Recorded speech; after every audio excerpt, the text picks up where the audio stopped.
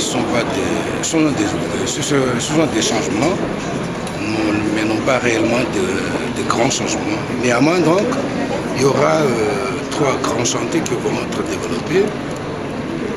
Assainissement notamment du monde de la presse audiovisuelle privée, assainissement aussi en parallèle du cercle des journalistes, mise en place d'une nouvelle structure au niveau du ministère qui s'appelle commission d'éthique, qui va en quelque sorte constituer une sorte d'interface entre le monde de la presse nationale et l'État.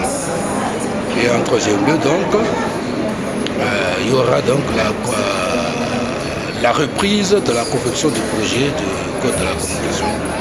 Est-ce qu'il y aura une délivrance d'autorisation de couverture nationale pour la presse privée? Alors, pour la presse audiovisuelle privée, cette question de couverture nationale doit être disposée par le Code de la communication. Donc, il faut qu'on attende à ce que ce code soit adopté au niveau du Parlement pour savoir plus. Néanmoins, je crois que dans la loi actuelle de ce code, cette question de couverture nationale est déjà prévue dans ce projet de code actuel.